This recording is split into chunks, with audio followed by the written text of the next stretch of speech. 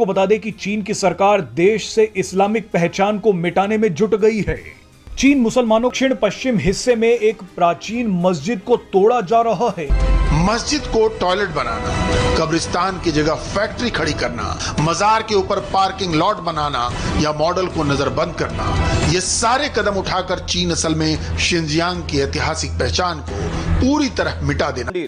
चीन की Xi Jinping सरकार ने उइगर मुस्लिमों के क्रूर दमन के बाद अब देश में मौजूद पुरानी मस्जिदों को तोड़ना शुरू कर दिया है। इतना सीपैक है ना, उससे दुगनी ट्रेड भारत के साथ चीन करता है, भारत के साथ हर साल हमारी 125 अरब की ट्रेड है।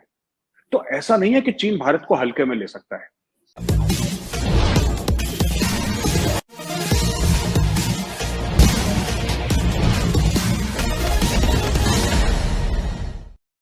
चीन में लगता है कि इस्लाम धर्म का नामो निशान ही मिट जाएगा।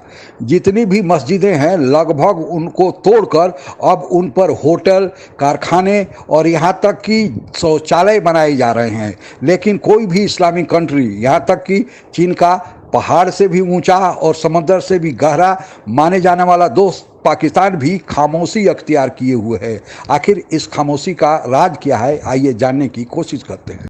दरअसल चीन की शी जिनपिंग सरकार ने उइगर मुसलमानों पर अत्याचार के बाद अब देश की मस्जिदों को तोड़ना शुरू कर दिया है।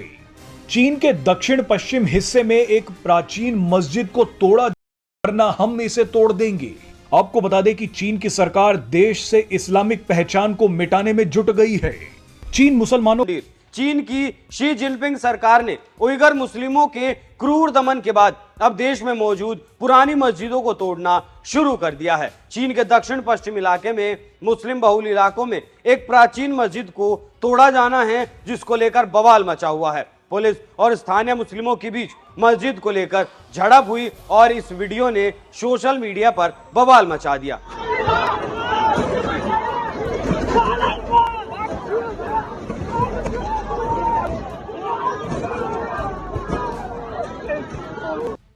वीडियो में साफ देखा जा सकता है कि कैसे पुलिस और स्थानीय नागरिकों के बीच बहस और झड़प चल रही है। बताया जाता है कि यह मस्जिद कई सौ साल पुरानी है, लेकिन चीनी सरकार इस मस्जिद के गुंबद को तोड़ना चाहती है। इस पूरे घटनाक्रम पर पाकिस्तान, कतर, तुर्की समेत तमाम इस्लामिक देशों ने चुप्पी साधी। वॉशिंगटन स्थित उइगर ह्यूमन राइट्स प्रोजेक्ट का दावा है कि 2016 से 2019 के बीच शिनजियांग में 10 से 15,000 मस्जिदों, दरगाहों, मजारों और अन्य धार्मिक स्थलों का नामो निशान चीन ने मिटा दिया। कहा जाता है कि चीन ने शिनजियांग की 70% मस्जिदों को तोड़ डाला। पिछले 6 सालों में शिनजियांग में मुसलमानों के 45 कब्रिस्तान खत्म कर दिए गए। इनके ऊपर पार्किंग, पार्क या प्लॉट बना दिए गए। शिनजियांग के होतान शहर की एक पुरानी मस्जिद की जगह एंटरटेनमेंट सेंटर बना दिया गया। वहीं इलीची कस्बे में पुरानी मस्जिद की जगह फैक्ट्री खड़ी कर दी गई। ऐसा बताया जाता है।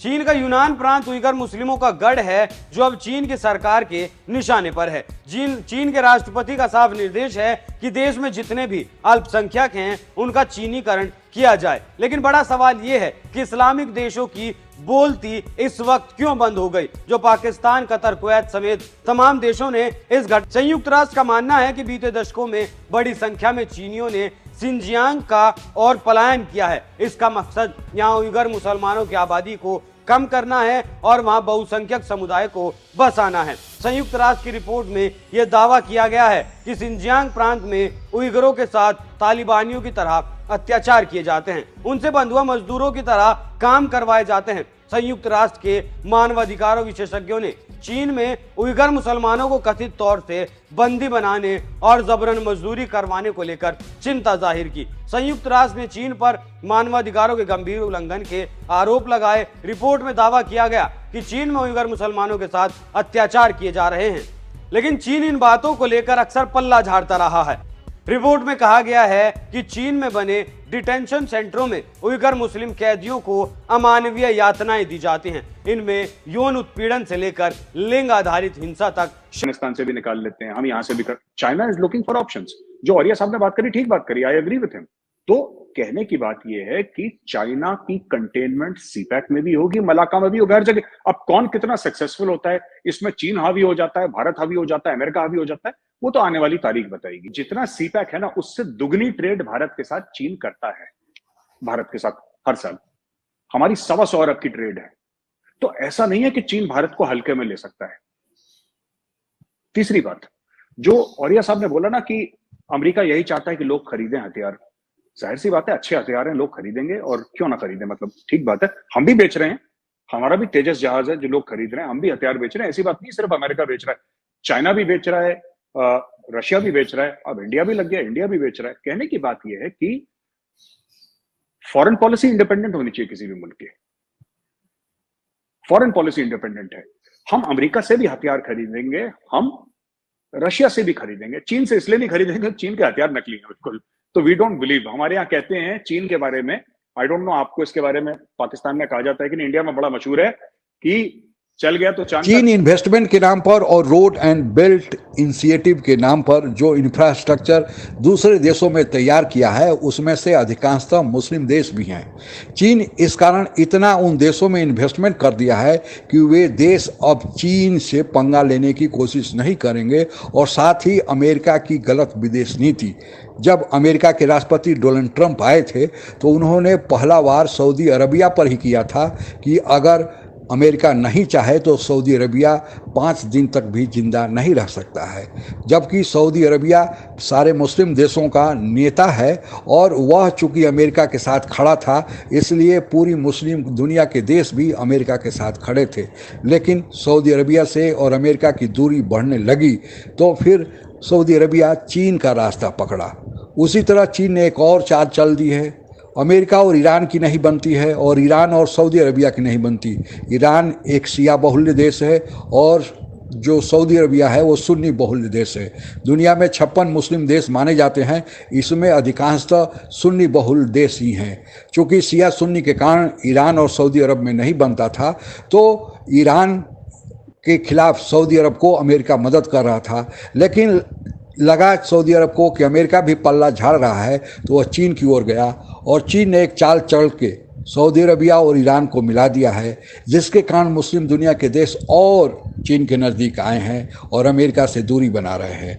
उसी तरह तुर्की, हालांकि तुर्की तो नेटो यानी अमेरिका ने जो डिफेंस एक गठजोड़ बनाया है उसका सदस्य है, लेकिन तुर्की भी चीन के साथ अपने संबंधों को बनाए रखता है। यही कारण है कि जो चीन वहाँ में बस रहे मुस्लिमों के साथ आए दिन, जिसमें उग्यार मुस्लिम जो चीन के सिंजियांग प्रांत में है, उन पर तो खुला अत्याचार करता है, क्योंकि उनकी सीमा तुर्कमेनिस्तान से सटती है और कहा जाता है कि जो उग्यार मुस्लिम है वह मूल रूप से तुर्की के निवासी हैं।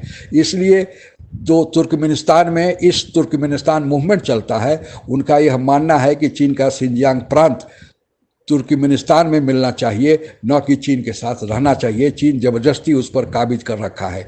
चीन ने उस अपने प्रॉब्लम को सॉल्व करने के लिए जितने भी सिंजियांग प्रांत में मुसलमान थे, या तो उनका धर्म परिवर्तन कर दिया या फिर वहाँ से हटा के देश के दूसरे भागों में ले गया और सिंजियांग में अपने ओरिजिनल नागरिकों को बसा दिया। अब चूँकि सारे मुस्लिम देशों का अमेरिका की गलत विदेश नीति और दूसरे चीन के आर्थिक ताकत के चलते जो मुस्लिम देश हैं उनकी चीन पर निर्भरता के कारण अब जो चीन कर रहा है उस पर अब कोई मुस्लिम देश उसके खिलाफ बोलने की साहस नहीं जुटा पाता है। पाकिस्तान कश्मीर के मुसलमानों के लिए बड़ा आवाज़ उठाता है, बड़ा उसको दर्द होता है, लेकिन अब चूँकि चीन क्या कर्जदार है पाकिस्तान, तो पाकिस्तान की अब हिम्मत नहीं कि चीन को बोल सके। एक बार पाकिस्तान के भूतपूर्व प्रधानमंत्री इमरान खान से पूछा गया कि आपको पता है कि सिंजियांग में उइगर मुसलमानों के साथ क्या होता है, तो इमरान खान ने कहा कि उन्हें पता भी नहीं है कि उइगर मुसलमान चीन में रहते भी हैं। तो ऐसे हालात हैं कि केवल पैसे के चलते धर्म, इज्जत, प्रतिष्ठा किसी का महत्व नहीं। और आज यही हालत है कि 56 मुस्लिम देश होते हुए भी चूँकि केवल पैसे के लिए कमाने पर लगे हुए हैं, तो अब इनकी आवाज़ कोई पूछने वाला नहीं। जबकि यूरोपियन यूनियन के देश इनसे संख्या में कम हैं, लेकिन कोई भी एक यूरोपियन यूनियन का देश, चाहे फ्रांस हो, जर्मनी हो, ब्रिटेन हो, उनकी एक आवाज़ है, उनकी पूछ होती है। और भारत अभी तक दोनों पक्षों को बीच संतुलन स्थापित करके चल रहा है, लेकिन भारत को पता है कि जिस तरह चीन के खिलाफ मुस्लिम देश बोल नहीं पाएंगे। भारत के खिलाफ हो सकता है एक आध दो का आवाज़ आ जाए, लेकिन भारत के खिलाफ भी, क्योंकि अब मुस्लिम देशों की निर्भरता भारत पर भी बढ़ रही है, भारत का कुछ बिगाड़ नहीं सकते हैं। आज के लिए बस इतना ही। जय हिंद। आप अगर हमसे जुड़ा रहना चाहते हैं तो कृपया मेरे चैनल को सब्सक्राइब करें तथा बेल आइकन भी दबा दें, ताकि नई वीडियो की जानकारी तुरंत आप तक पहुंच जाए। धन्यवाद। जय हिंद।